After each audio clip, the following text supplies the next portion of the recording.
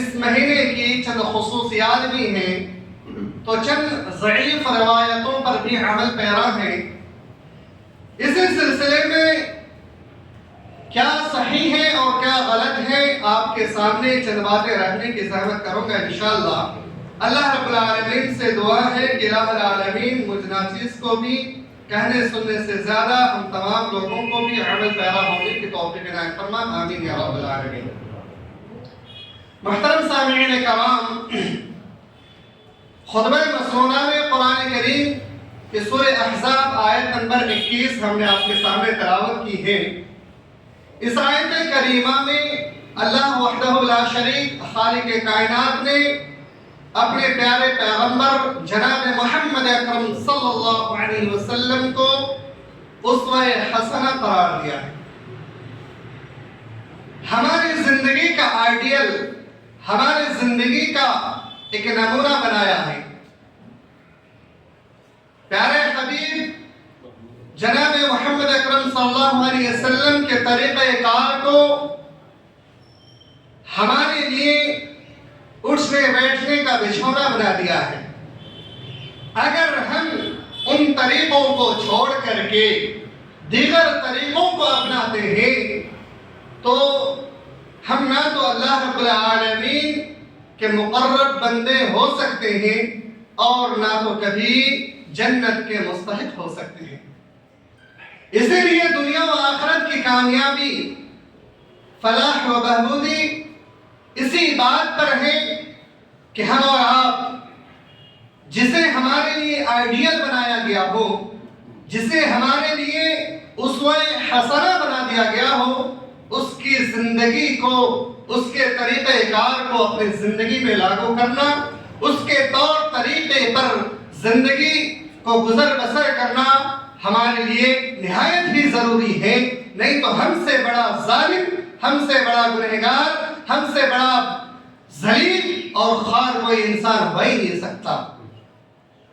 تو میرے بھائیوں، اللہ کے رسول صلی اللہ علیہ وسلم کا اس مہینے کے تعلق سے کیا انداز ہے، کیا امت کو پیغام ہے، کیا اس امت کے لیے اپنی زندگی میں بتائے ہوئے طریقہ کار ہیں، ان کو ہم آپ کے سامنے رکھیں گے انشاءاللہ۔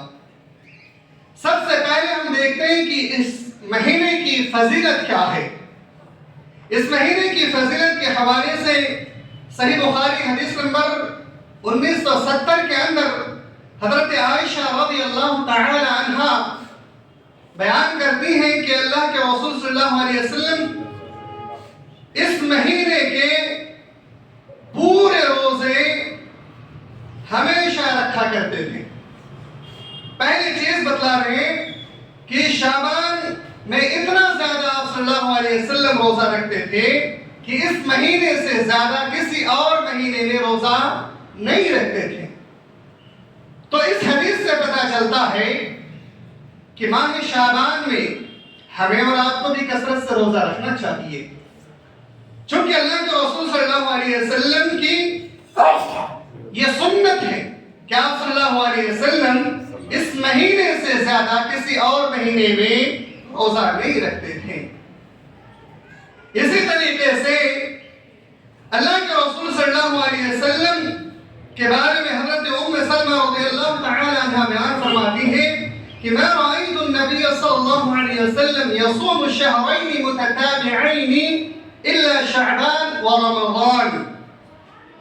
حضرت ام سلمہ رضی اللہ تعالی عنہ کہتی ہیں کہ میں نے نبی کریم صلی اللہ علیہ وسلم کو کبھی بھی لگاتار روزہ رکھتے ہوئے نہیں دیکھا سوائے شعبان اور رمضان کی، یعنی ان دونوں مہینوں میں آپ صلی اللہ علیہ وسلم لگاتار روزہ رکھتے تھے۔ تو پتہ چلتا ہے کہ ہمیں اور آپ کو بھی اس مہینے میں کثرت سے روزہ رکھنا چاہیے تاکہ ایک تو سنت پر عمل ہو جائے اور دوسرا کہ اللہ کے رسول صلی اللہ علیہ وسلم کی اطاعت کرنے کی وجہ سے جو ہمیں ثواب ملے گا وہ الگ چیز ہے۔ تو اسی لیے اللہ کے رسول صلی اللہ علیہ وسلم کی سنت کو زندہ رکھتے ہوئے ہمیں اور آپ کو بھی اس مہینے میں کثرت سے روزہ رکھنا چاہیے۔ اس مہینے کے حوالے سے یہ تو فضیلت کی حدیثیں تھی کہ اس مہینے میں اللہ کے رسول صلی اللہ علیہ وسلم کثرت سے روزہ رکھتے تھے اور اس مہینے سے زیادہ کسی اور مہینے میں روزہ نہیں رکھتے تھے۔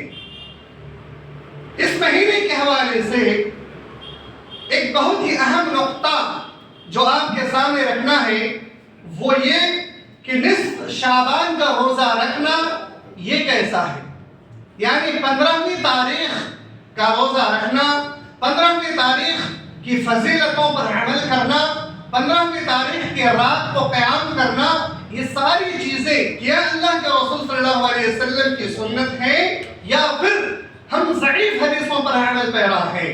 ان باتوں کو بھی آپ کے سامنے رکھیں گے۔ سب سے پہلی چیز کہ کیا 15ویں تاریخ کا روزہ رکھنا درست ہے یا نہیں، اس سلسلے میں ایک حدیث آپ کے سامنے ہے کہ اللہ کے رسول صلی اللہ علیہ وسلم 15ویں تاریخ کی روزہ کو کبھی رکھتے تھے یا نہیں، اس سلسلے میں حضرت علی رضی اللہ تعالی عنہ اور 15ویں تاریخ کے بعد روزہ رکھتے تھے یا نہیں۔ حضرت علی بن ابی طالب رضی اللہ تعالی عنہ روایت کرتے ہیں کہ اللہ کے رسول صلی اللہ علیہ وسلم نے ارشاد فرمایا اذا كانت ليلة النصف من شعبان فقوموا ليلها وصوموا نهارها۔ اللہ کے رسول صلی اللہ علیہ وسلم نے ارشاد فرمایا کہ جب نصف شعبان کی رات آئے تو اس رات کو قیام کرو، نصف شعبان کی رات جب آئے تو اس رات کو قیام کرو اور دن کو روزہ رکھو۔ یہ حضرت علی بن ابی طالب رضی اللہ تعالیٰ عنہ سے روایت ہے۔ اس کے بعد فرماتے ہیں فإن الله ينزل في الغروب فإن الله ينزل فيها لغروب الشمس إلى سماء الدنيا، کہتے ہیں کہ جس وقت سورج غروب ہو جاتا ہے اس وقت سورج غروب ہونے کے بعد آسمانی دنیا کے اندر اللہ رب العالمین نازل ہوتا ہے، آسمانی دنیا میں اللہ رب العالمین نازل ہوتا ہے۔ فَيَقُولُ أَلَا مِن مُسْتَغْفَرٍ لِي فَأَغْفِرْ لَهُ، اللہ رب العالمین پھر بندوں سے کہتا ہے کہ ہے کوئی میرا بندہ جو مجھ سے مغفرت طلب کرے، مجھ سے بخشش طلب کرے، میں اسے معاف کر دوں۔ اس کے بعد فرماتے ہیں أَلَا مُسْتَرْزِقٌ فَأَرْزُقُهُ، کیا کوئی بندہ مجھ سے رزق کو طلب کرنے والا ہے کہ میں اسے رزق عطا کر دوں۔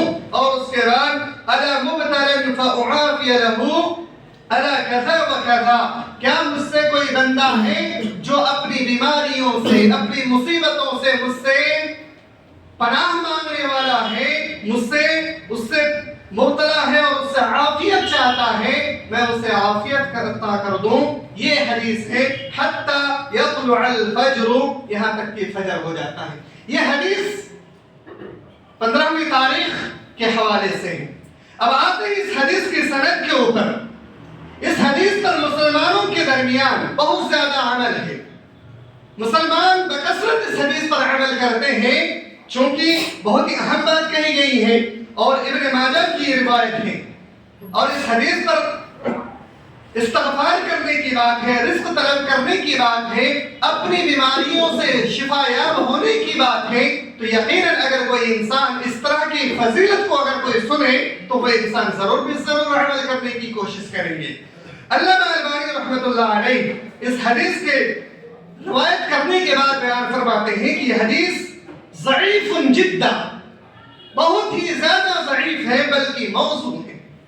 یہ حدیث کسی بھی سند سے صحیح نہیں ہے، لہذا اس حدیث پر یہ ساری چیزیں تصور کرتے ہوئے اور صحیح حدیث مانتے ہوئے اس حدیث پر عمل کرنا ہمارے لیے خلاف سنت ہوگا، لہذا کوئی انسان اس حدیث پر عمل پیرا نہ ہو۔ اسی طریقے سے 15ویں شعبان کی فضیلت کے حوالے سے آپ کے سامنے ہم نے اللہ کے رسول صلی اللہ علیہ وسلم کا عمل پیش کیا، لیکن امت کے لیے اللہ کے رسول صلی اللہ علیہ وسلم کا قول کیا ہے؟ حضرت ابو ہریرہ رضی اللہ تعالی عنہ بیان فرماتے ہیں کہ اللہ کے رسول صلی اللہ علیہ وسلم نے فرمایا اذا بقى نصف من شعبان فلا تصوموا، یہ صحیح حدیث ہے کہ جب نصف شعبان گزر جائے، 15 رمضان گزر جائے، اس کے بعد تم لوگ روزہ نہ رکھو۔ روزہ نہ رکھنے کے لیے کیوں کہا گیا؟ اس لیے کہ اس کے کئی وجوہات ہو سکتا ہے. اگر پورے مہینے عام امتی روزہ رکھیں گے، ممکن ہے کہ وہ رمضان کے روزہ رکھنے سے پہلے کمزور ہو جائے اور وہ روزہ نہ رکھ سکے. لیکن کچھ لوگوں کے لیے نصف رمضان شعبان کے بعد بھی روزہ رکھنا صحیح ہے، جائز و درست ہے. اس سلسلے میں حضرت عائشہ رضی اللہ تعالی عنہا بیان کرتی ہیں، امام بخاری رحمۃ اللہ علیہ نے اپنی بخاری کے اندر اس حدیث کو بیان کیے ہیں کہ كان يكون علي الصوم من رمضان فلا استطيع ان اقضي الا في شعبان. کن لوگوں کے لیے روزہ رکھنا درست ہے؟ جو خواتین رمضان کے مہینوں میں ان سے کچھ روزہ رہ جاتے ہیں، کسی کا 3، کسی کا 4، کسی کا 5، 6، کیونکہ ان لوگوں کا یہ مجبوری ہے روزہ چھوڑنا، اور ہر خواتین اس بات کو جانتی ہے. تو ان لوگوں کا جو باقی روزہ رمضان کا رہ جاتا ہے اور رمضان کے بعد سے لے کر کے شعبان کے مہینے تک وہ کسی بھی وجہ سے نہیں رکھ سکی ہیں، چاہے بیماری کی وجہ سے ہو، کمزوری کی وجہ سے ہو، یا پھر دن بڑا ہونے کی وجہ سے، کوئی بھی وجہ ہو سکتی ہے. تو ان دنوں میں اگر وہ روزہ نہ رکھ سکی ہوں، حضرت عائشہ رضی اللہ تعالی عنہ کہتی ہیں کہ میں نے شعبان سے پہلے وہ روزہ رکھنے کی استطاعت ہی نہیں رکھتی تھی، یعنی میں شعبان میں جا کر کے وہ روزہ رکھتی تھی، لہذا شعبان کے مہینے میں شروع سے آخر تک کبھی بھی وہ روزہ وہ خواتین رکھ سکتی ہیں.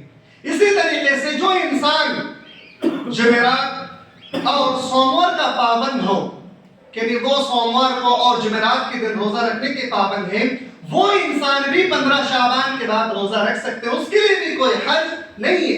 لیکن اسی مہینے میں خاص طور سے اس مہینے کی فضیلت کو سامنے رکھتے ہوئے کہ اللہ کے رسول صلی اللہ علیہ وسلم نے لگاتار اس مہینے میں روزہ رکھا ہے، تو ہم بھی روزہ رکھیں گے، لہذا اس انسان کے لیے درست نہیں ہوگا، چونکہ آپ صلی اللہ علیہ وسلم کا وہ عمل تھا اور امت کے لیے قول ہے کہ تم لوگ 15 شعبان کے بعد روزہ نہ رکھو.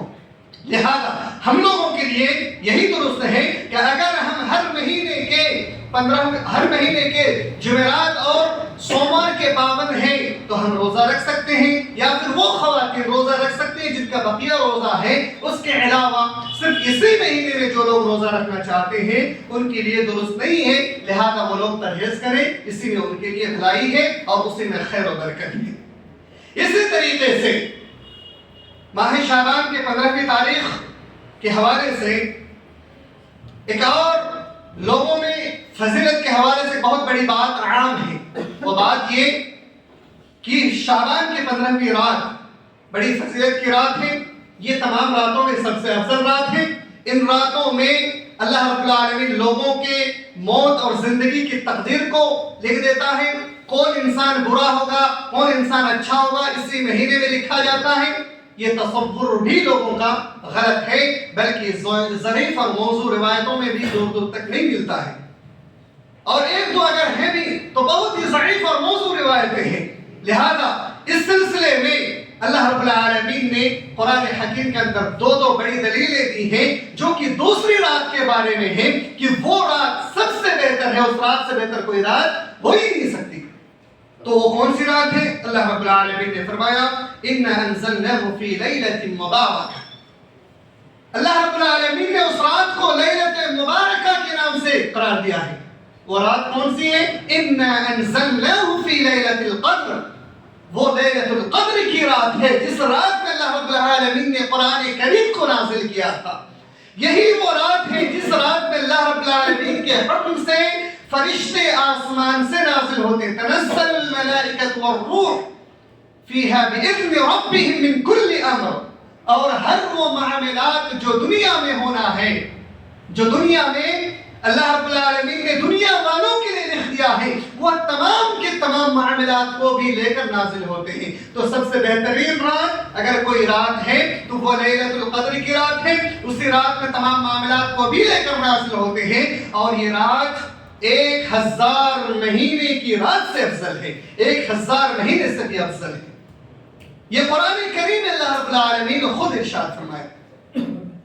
تو لیلۃ القدر کے علاوہ دیگر راتوں کے حوالے سے اس طرح کا تصور رکھنا اور اس طرح کی فضیلتوں کو بیان کرنا یہ ہمارے لیے جائز اور درست نہیں ہے. لہذا اس رات کی فضیلت کو ہم جو بیان کرتے ہیں اور جو ہم عمل کرتے ہیں وہ موضوع من گھڑت چیزیں ہیں، لہذا اس سے ہمیں اور آپ کو پرہیز کرنا چاہیے.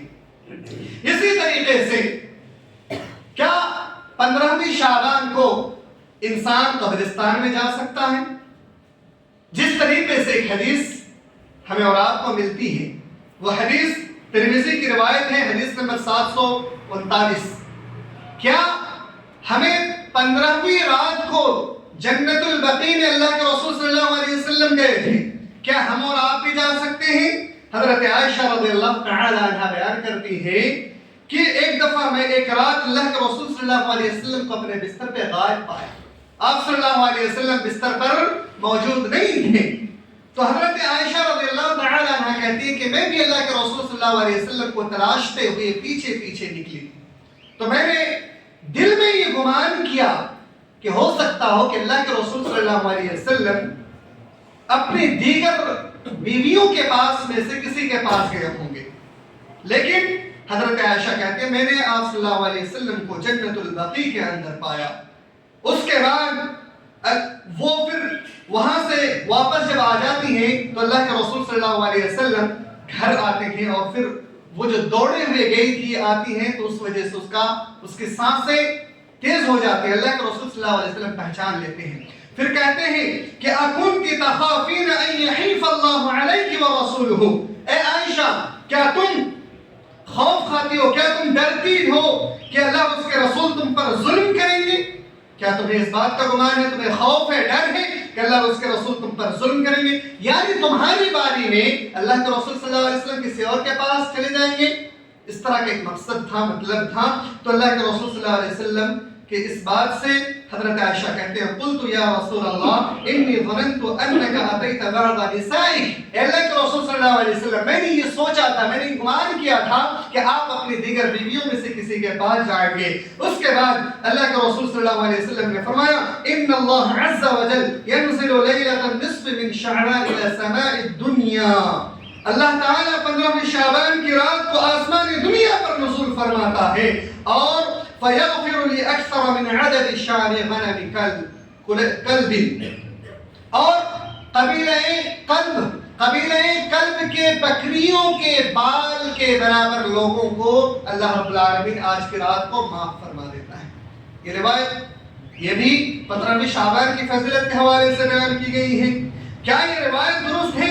اس سلسلے میں بھی علامہ البانی رحمۃ اللہ علیہ کہتے ہیں کہ حدیث ضعیف ہے. تو یہ بھی حدیث جب ضعیف ہے تو پھر 15ویں شعبان کے حوالے سے کوئی بھی صحیح حدیث جب ہمیں ملتی ہی نہیں ہے پھر ہم کیسے عمل کر سکتے ہیں؟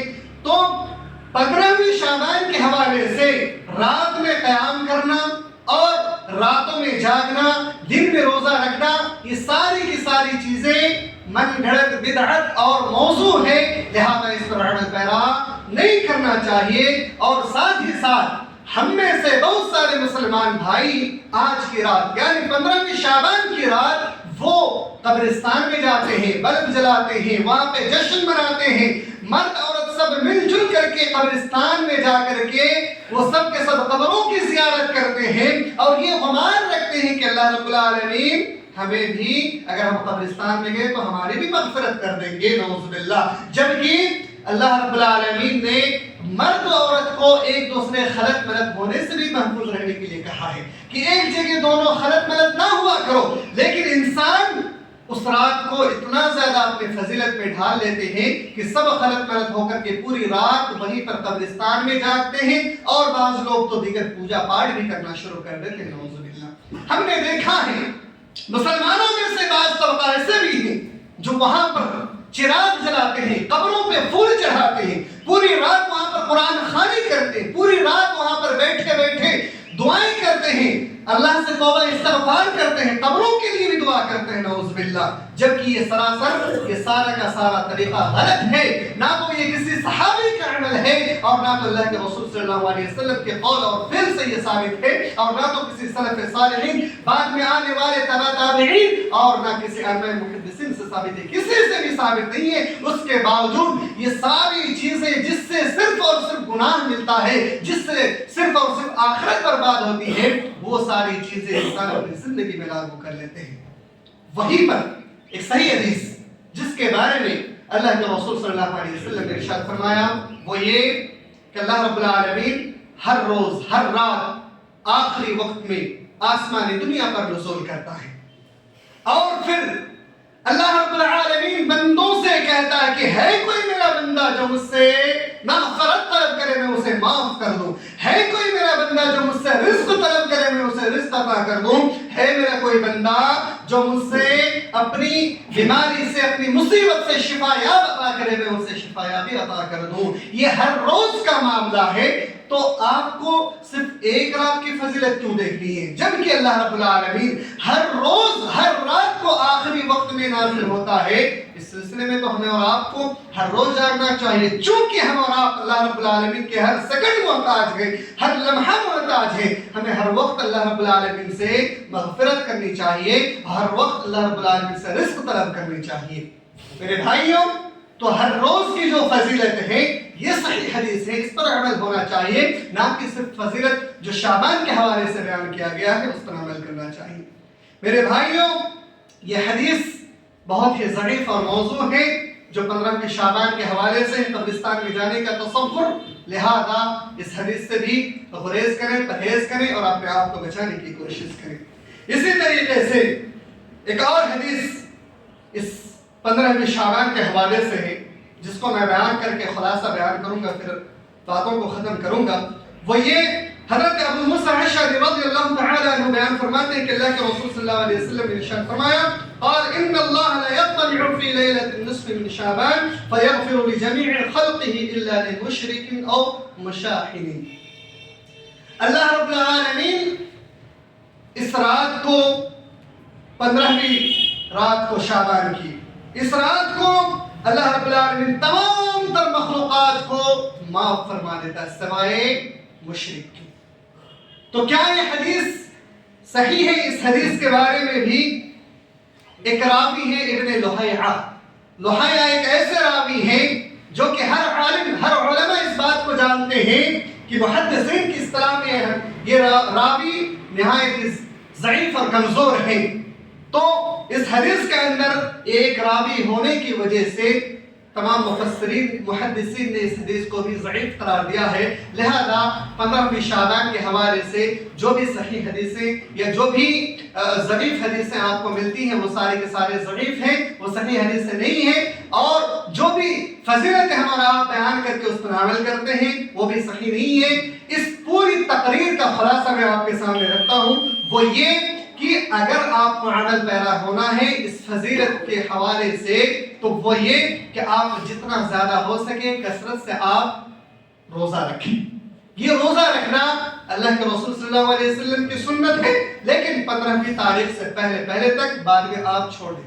لیکن جو انسان عادی ہو سوموار جمعرات والا وہ رکھ سکتے ہیں, یا پھر وہ خواتین جس کا روزہ باقی رہ گیا ہو.